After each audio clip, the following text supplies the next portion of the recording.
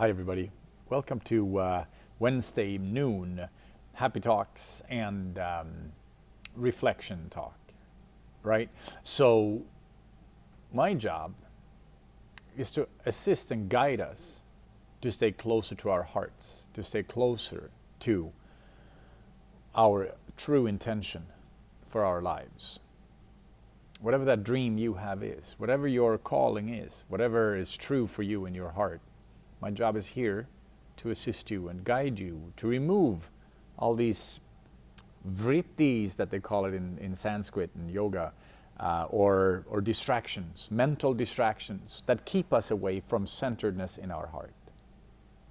And I do that both through meditations, daily meditations, and I do it here on both YouTube and Patreon. And you're welcome to join either one. Of course, I appreciate the support on Patreon, because that's where people come in and come on board and donate $5, $10, $15 a month, and that supports this mission that I have, right? So when my job is to assist you in getting closer to your heart, in this case right now, today, we're talking about the domestication of us as a species. It's based on what I have a teacher in my life who is talking about the undomestication process.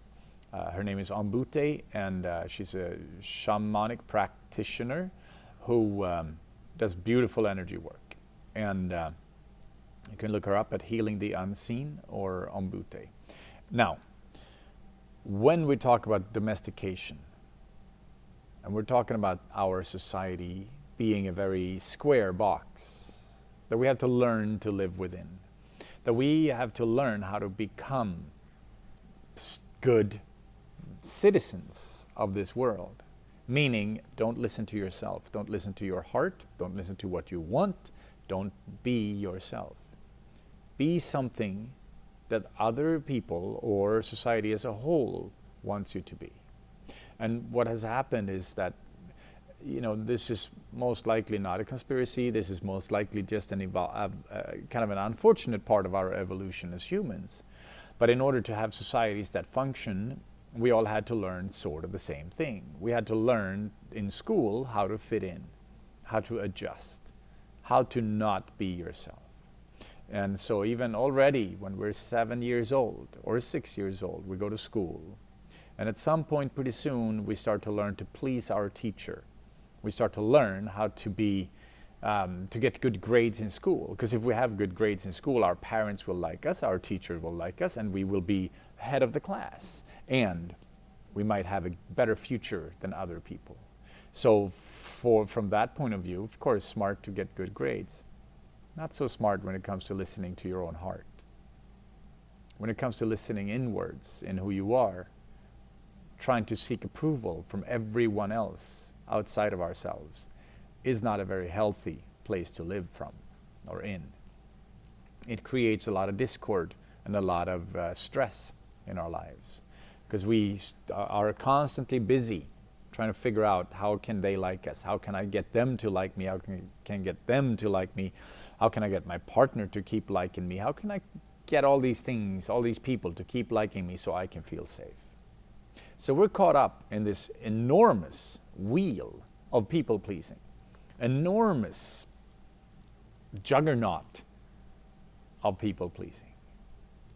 And as we break down, as we go through basically the dark night of the soul, or hard times, call it hard times, as we do that, I at least began to realize that it wasn't about trying to please other people.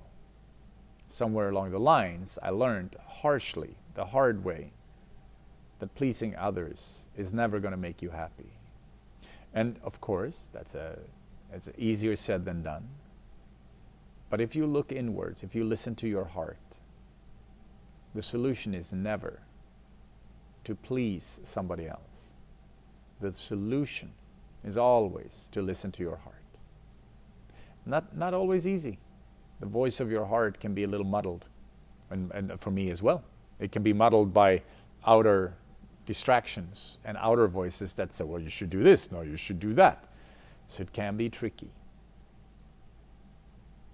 And the way to find our way into our hearts is both what I do often in my meditation, is I drop my mind into my heart.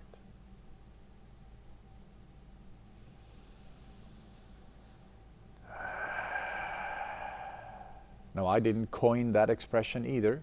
It's from Sri Ramana Maharshi, who was a teacher back in old school India in the early 1900s to the mid 1900s. And he was a beautiful teacher of non-dualism, of presence, of awareness.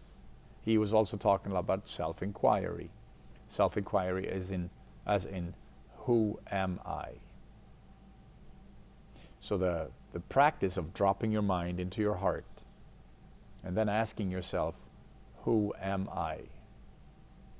Is a very powerful and beautiful practice to get you in touch with your heart.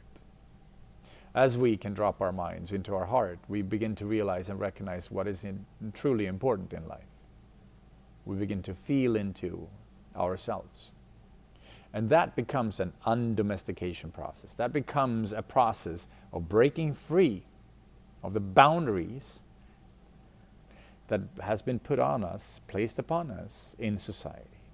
And this is not that, nobody openly said, we're having a conspiracy and this is how it's going to happen.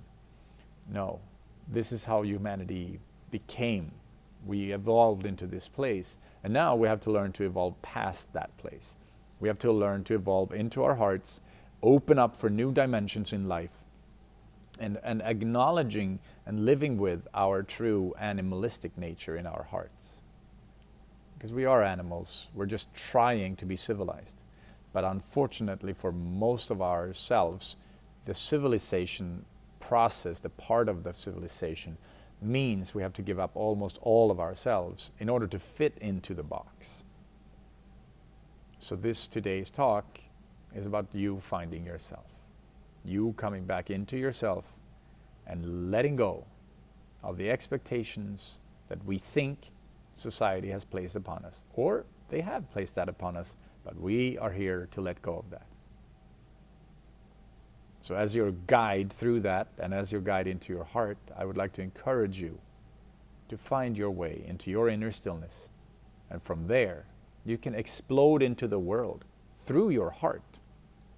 Because that energy that you begin to release, when you move into your heart, you expand your heart center, you're expanding your energy, and then you can explode into the world.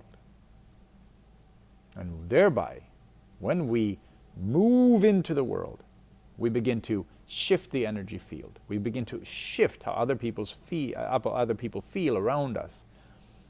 And then we bring this new loving energy with us, the vibe of truth, the vibe of love. And when we bring that, everything will shift around us. It's as long as we are in the matrix, when we are in the socialized, civilized way of being, we're trying to figure out how do I fix it within that frame. We're never going to fix it. When we drop into heart, we can fix it, can move past mind. Okay, everybody, thank you for listening. Have a beautiful, beautiful day. I hope I see you soon again. And don't forget to like and subscribe or sign up on Patreon and come on board on this love revolution, this awareness revolution that we're all a part of. Namaste and aho.